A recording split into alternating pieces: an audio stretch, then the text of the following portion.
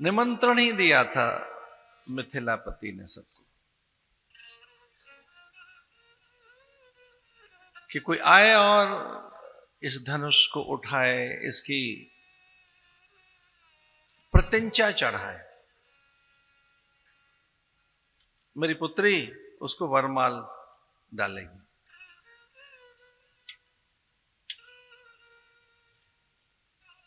मिथिलापति जानते थे सुर गंधर्व किन्नर देव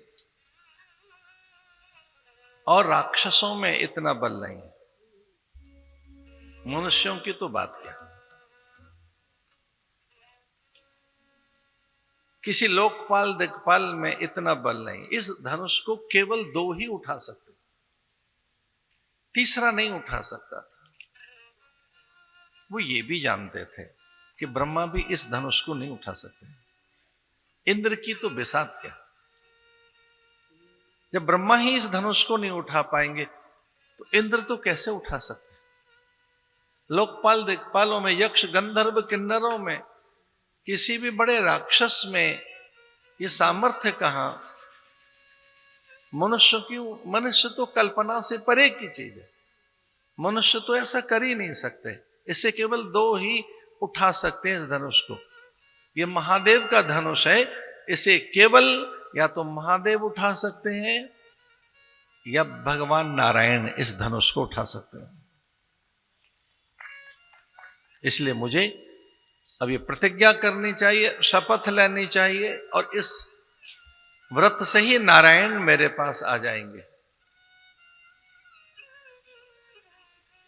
इस धनुष का ये प्रतिज्ञा भी थी, इस धनुष का ये फल भी था कि जब कभी इस धनुष के लिए कोई प्रतिज्ञा की जाएगी, शपथ ली जाएगी, इस धनुष को उठाने के लिए जब कभी कोई वचन लिया जाएगा तो वचन सीधा नारायण के कान में जाएगा और नारायण उस व्रत की सिद्धि के लिए आएंगे।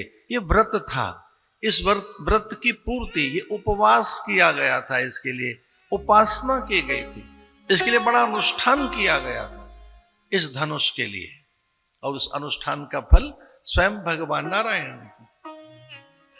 जनक जानते थे इस बात को कि भगवान ही इस धनुष को उठाएंगे, पर उन्हें एक भय भी था।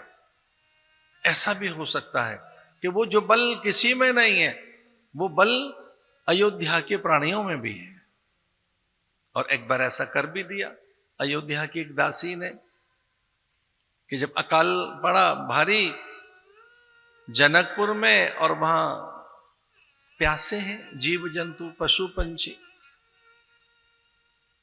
खेत प्यासे हैं, प्राण कंठ में है, प्राय जैसे मृत्यु आ गई हो, जीवन जैसे मिटने वाला हो, भारी अकाल पड़ा। ऐसा कहते हैं उन दोनों 2 जगह अकाल पड़ा था। एक अंग देश में उसके थे स्वामी राजा, वहां के रोमपाद, उस अकाल की निवृत्ति के लिए श्रृंगी गए थे और वर्षा हुई।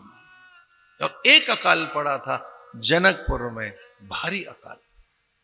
सतानंद नाम के ब्राह्मण ने, जो गौतम के ही पुत्र थे, अहिल्या के पुत्र, वो उनके कुलगुरु सतानंद वहां के राजगुरु थे। जनक ने कहा कि महाराज आंखें बंद करो, विचार करो, समाधि में जाओ, आप त्रिकालदर्शी हैं, विचार करके बताओ जल कैसे बरसेगा। और तब सतानंद नाम के ब्राह्मण ने, उस आचार्य ने कहा कि अगर कोई संदेश जा सके कौशल्या तक, तो कौशल्या में इतना बल है कि कौशल्या अगर चली आए हमारे यहां और वो कुएं में से जल निकाल दें, यद्यपि कूप में जल है नहीं, थोड़ा ही कुछ जल है, 1-2 ही घड़े जल हैं बस कूप में, और वो घड़ा भी कच्चा हो मिट्टी से, वो खुद ही घड़ा बनाए कच्चा, और कपास में से धागा निकाल कर कच्चे सूत से उसे बांध कर और जल निकाल दें, महादेव का अभिषेक हो, तो अकाल मिट जाएगा। जनक ने कहा बड़ा कठिन है, कच्चा घड़ा कैसे होगा, सूत से कैसे ऊपर आएगा, कौशल्या को कौन मनाएगा। फिर भी पत्र भेजा गया, कौशल्या ने पत्र पढ़ा, अत्यंत प्रसन्न हो गई। राजा दशरथ ने कहा उनके अकाल है, जल्दी जाओ, आप ऐसा कर पाएंगी? कैकेयी ने पत्र छीन लिया, ना ना मैं जाऊंगी। सुमित्रा ने कहा कि एक बार मुझे भी सेवा मिले, लेकिन सुमित्रा के हाथ में पत्र था और एक दासी ने कहा कि मुझे भी निवेदन करना है।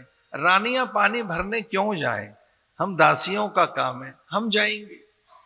और इस प्रकार से एक दासी भेज दी गई, पालकी में बिठाकर दासी पहुंची, घड़ा उसने बनाया, सूत सा बांधा कच्चे धागे से, और लीजिए जल निकल आया।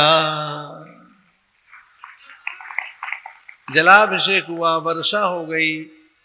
रानी राजा उनके चरणों में गिरने को थे, प्रणाम करने को थे। दासी ने मना कर दिया, मैं कौशल्या का वेश बनाकर आई हूं, मैं कौशल्या नहीं हूं, मैं तो दासी हूं,